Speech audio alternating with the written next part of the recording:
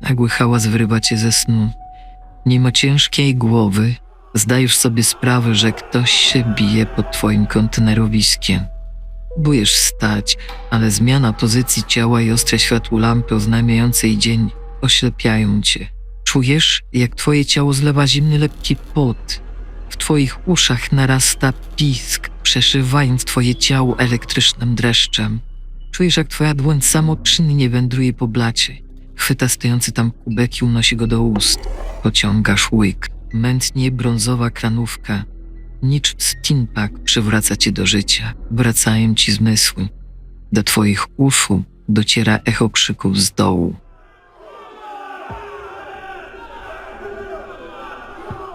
Dziura.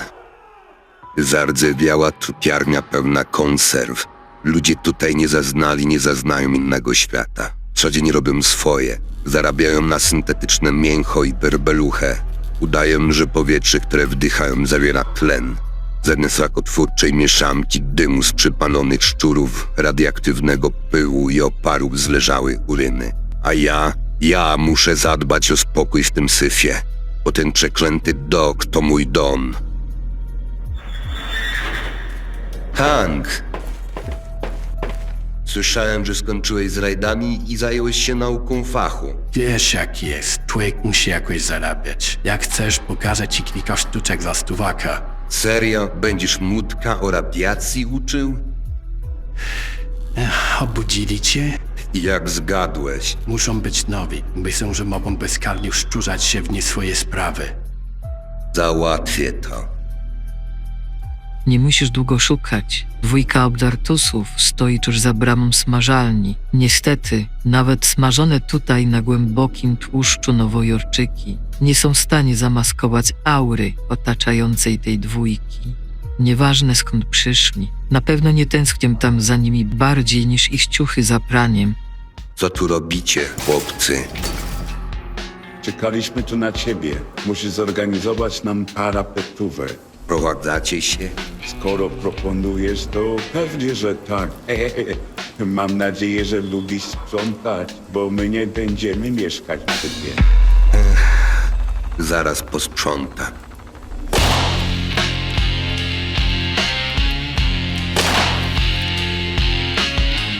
Echa wystrzałów dźwięczą ci w uszach, zlewając się w jedność z dudniącym pulsem w twoich skroniach. Przed tobą leżą zwłoki drgające w rytm elektrycznego szumu pobliskiego recyklera. Właśnie zabiłeś dwójkę ludzi. Dziura jest domem wolności, domem z szeroko otwartymi drzwiami. Każdy chętny, by tu zamieszkać, może przejść przez te drzwi, zostawić przeszłość za sobą, poczuć wolność, ale przeciąg niestety nawiła też śmieci.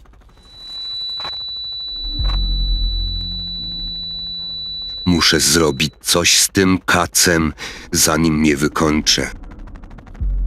Jak mówi stare przysłowie, gdzie się strułeś, tam się lecz. Najniżej położona oaza w całej ładowni. Jack wybrał doskonale lokację.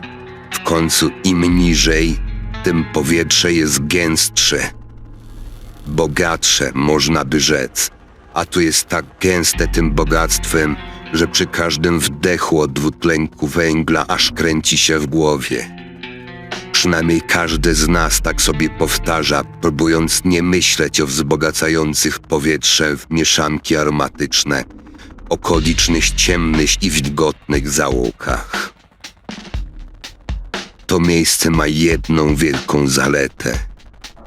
Tutaj nikt nie powie, że pieniądz mu śmierdzi. Czuję się, jakby w mojej głowie zamieszkało stado szczurów. Nalej mi szklankę tego rozpuszczalnika, który tu serwujesz. Nie obrażaj szczurzej trutki, Marlow. Przynajmniej dopóki ty i Jet nie dokończyliście interesów. Nie marudź, tylko polej. Z takim kacem nie jestem w stanie myśleć o pieniądzach.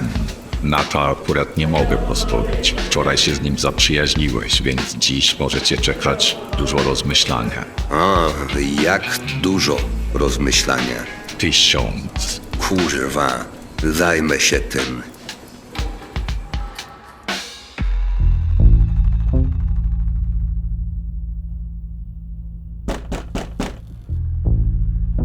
Jet, mam do ciebie interes.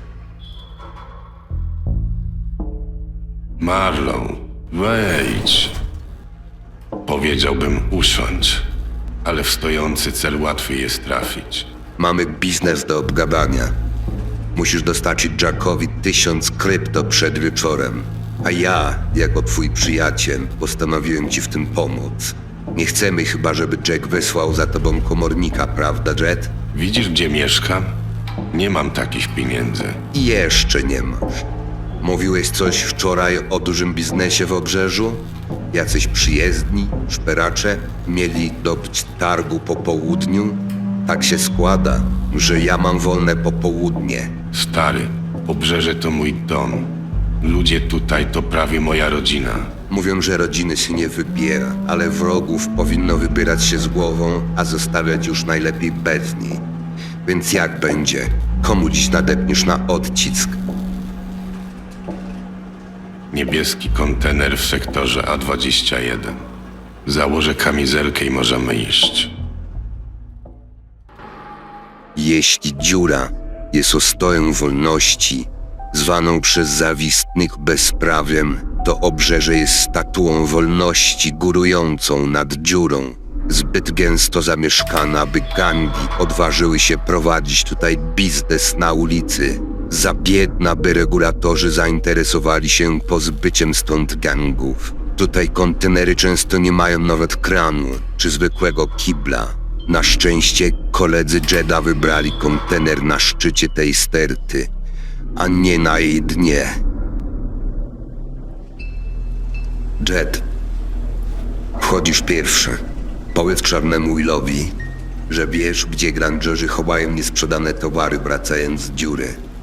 Co mam powiedzieć po tym? Mam improwizować? Po tym wejdę ja.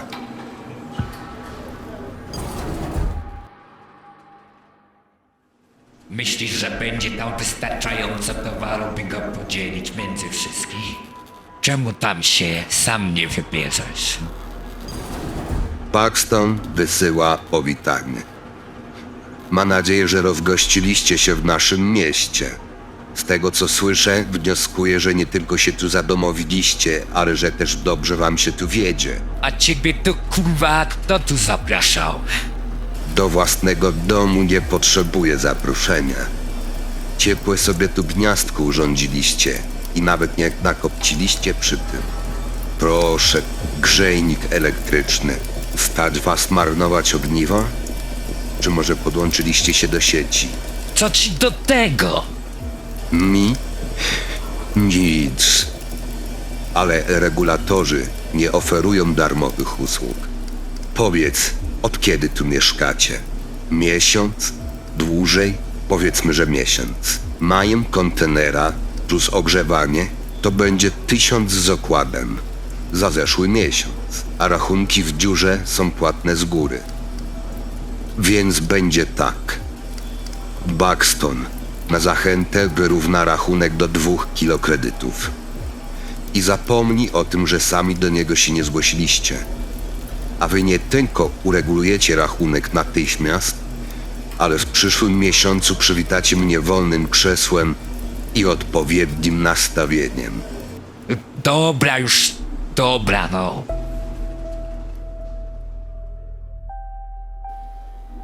Nieźle to wymyśliłeś. Myślałem, że przyszliśmy ich odwalić, a ty nie tylko załatwiłeś to bez krwi, ale jeszcze ogarnęłeś stały dochód. Nie ogarnęłem. Przeniosą się gdzieś głębiej w ten syf, jak tylko uznają, że nikt ich nie obserwuje. A co do obserwacji,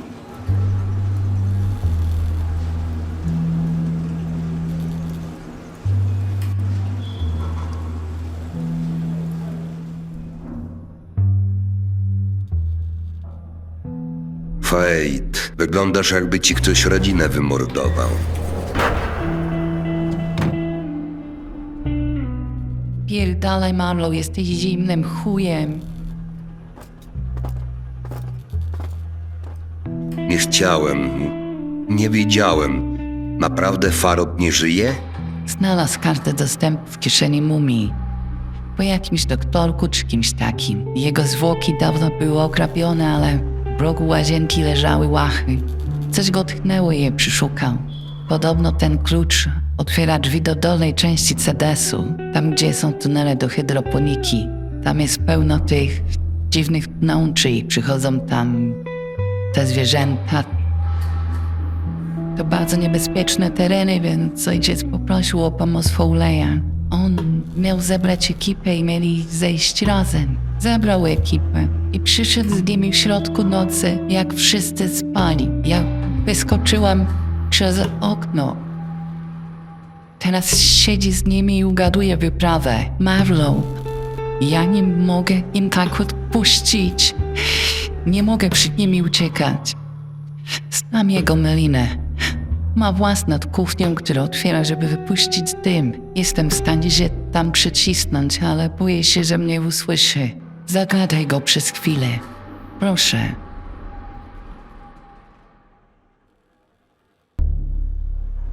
Cześć, Foley. Słyszałem, że wybierasz się w głąb centrum dowodzenia statką. Tak się składa, że mam duży zapas pestycydów, który miałem sprzedać Grangerom. Część mogę sprzedać tobie. Są ich po samym pestycydzie. Mam go w butelce nosić. A jak trafię na przerosty, to co, mam je łyżką ze szklanki ochlapać? I w tym całe sedno. Cały towar jest konwencjonalnie zapakowany w sprawnych spryskiwaczach z ręczną pompą ciśnienia. Spryskiwacz, powiadasz. To wasz szczęśliwy dzień, panowie. Wyprawa odwołana. Możecie zatrzymać pieniądze, które wam zapłacił Foley i nie musicie narażać życia. Taki zarobek to jak wygrana u bukmachera.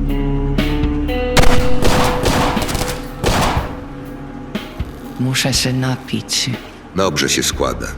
Właśnie szliśmy do Jacka. Możemy cię odprowadzić. Jesteś strasznie blada.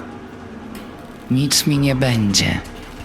W to wierzę, ale wiesz, przyda ci się towarzystwo tak na wszelki wypadek. Co jeśli Foley powiedział o tej tarczy komuś jeszcze?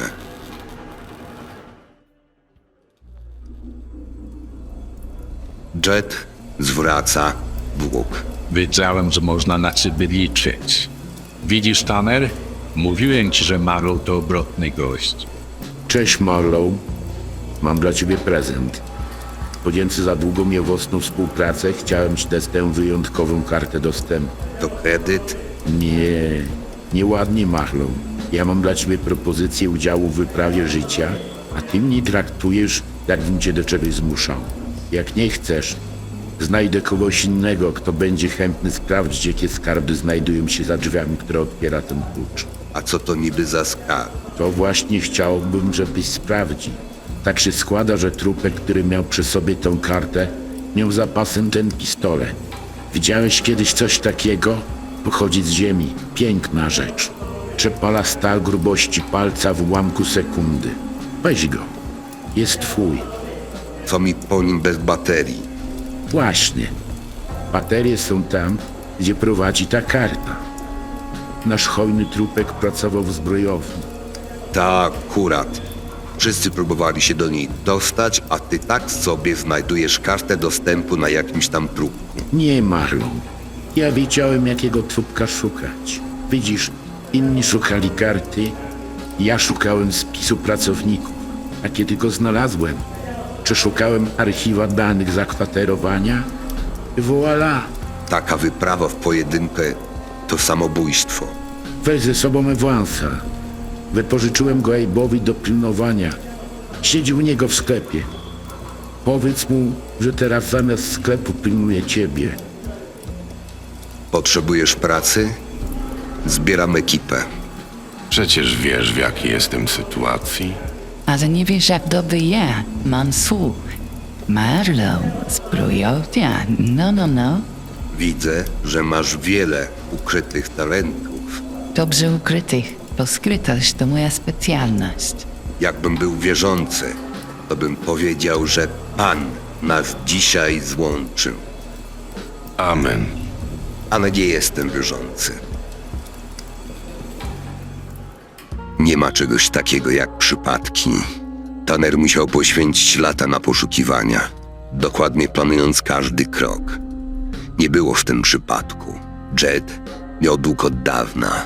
Jack zażądał, by spłacił go właśnie dziś. I do tego Fate. Jej ojciec przecież nie znał Tanera. Nie wiem, co to wszystko ma znaczyć. Zrządzenie losu czy diabelski plan? Marlow. Jaki kurwa znowu diabeł? Masz po prostu kaca. Weź się w garść. Idziemy do uczciwego Abe'a. Posprzętna wypad. To też.